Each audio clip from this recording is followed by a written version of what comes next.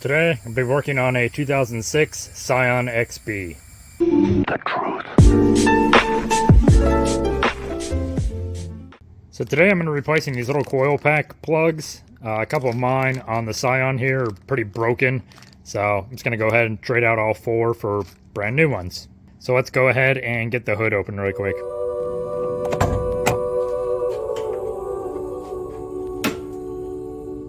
And if you need to access yours, remember it's just these two bolts here and two bolts right here and here. And this whole engine cover kind of comes off, and then you can access all this kind of good stuff. So when I went and did the spark plug video, I had put these little zip ties on here just to hold the connections to the coil packs. Two of them were fine. These two were not. Well, I'm having a misfire on this cylinder, and you can see it's kind of coming unplugged from up in there. So I went ahead and ordered new clips on Amazon. I'll link them down below. So first things first, I'm going to be cutting off my little zip tie contraptions I've got on each one of these coil pack plugs, just so I can disconnect them from the actual coil packs themselves.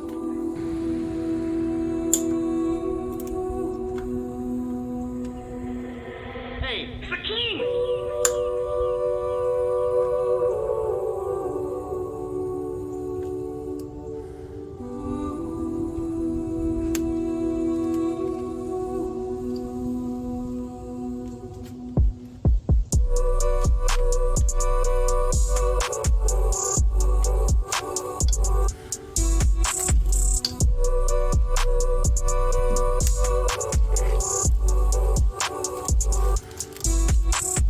So I'm going to be showing you all what to do on this first one right here, but it's going to be the same process for all four.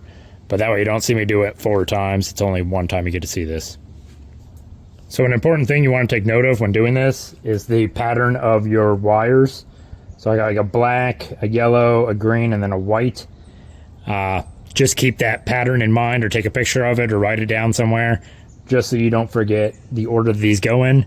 Or you can try and do them one at a time, like take one out of here, put in the new one, take one out, put in the new one, so on and so forth.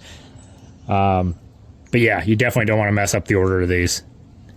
So first thing we're going to want to do, obviously the black part's pretty broken up on this one already, but we're going to want to take out this white keeper that goes around this front side here. It's got this little slit in the back side, which you're either going to take a screwdriver, or I'm going to be taking a pick, and we're just going to kind of pop it outwards. So it's going to go that way.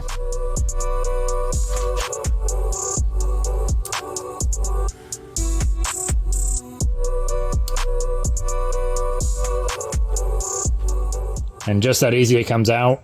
My little black pieces did shatter more when I did that too. So I'm going to try and keep track of all those little tiny pieces and try and clean them up as best I can. Now right below these little silver pins, there's little black tabs. What we're going to do is we're going to depress them, and then we're going to be able to pull the wires out the back. I'll show you a picture, what they look like right now. It's just really hard to see from this angle on the camera, but yeah, they're right inside there. So we're just going to press them down and then pull the wires out of the back.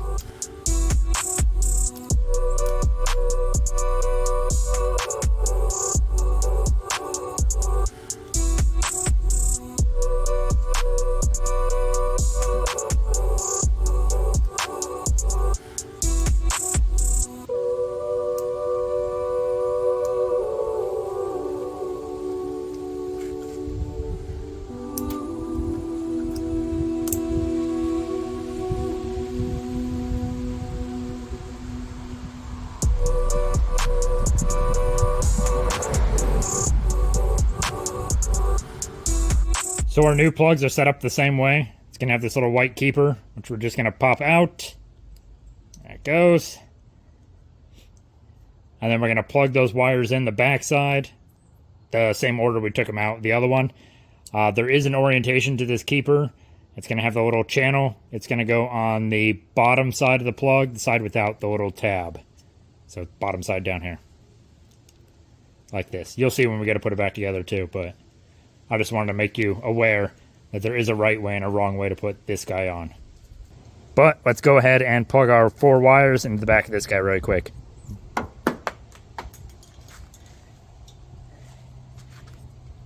And remember, we got to keep them in the same order.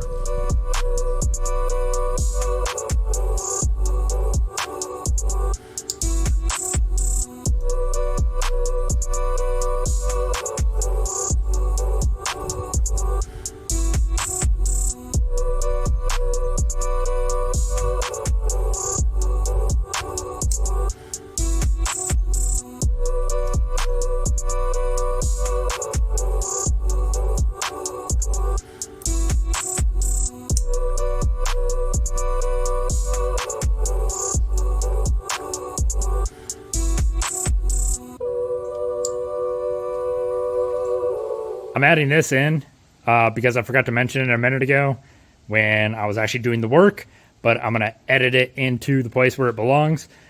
The wires only fit one direction into those plugs, so if yours aren't going in and clicking, turn the wire and it should plug right in and click. All right, there we go. All 4 wires are back in.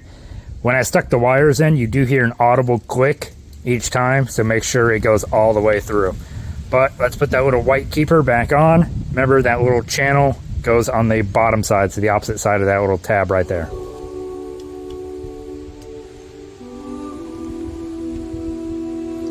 All right, once that little keeper's in place, we can go ahead and plug it back into our coil pack and move on to the next one.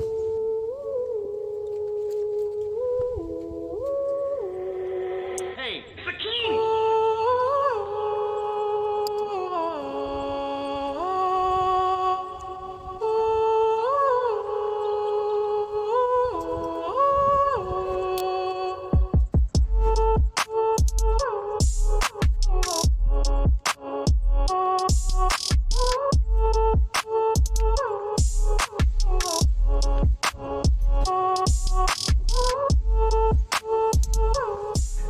A lot of these just broke apart. You can see even the keepers kind of split apart on some of them.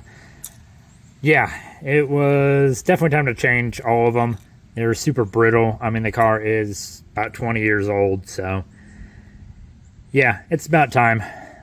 Super easy job though. I think it took me a total of probably 20 minutes to do the whole thing, and that's with, you know, breaking everything down, recording it for you guys, and all that kind of good stuff too. If I wasn't recording this, probably 10 minutes, give or take. But yeah, once they're all in there and they're all connected, we're going to start the car and test to make sure it's running smoothly like it should. So let's go fire it up. Alright, I definitely don't have the misfire anymore. I do have a squeak at the belt. Those are getting changed out after I get done with the power steering lines, which need to be done as well. And that should be the final things on this car. So probably by the time you guys are watching this video, car is going to be sold. But yeah, there'll be a few more videos coming on it still. While it's sitting here idling, I'm just going to throw the engine cover back on really quick. It does have the 4 bolts that hold it on as well.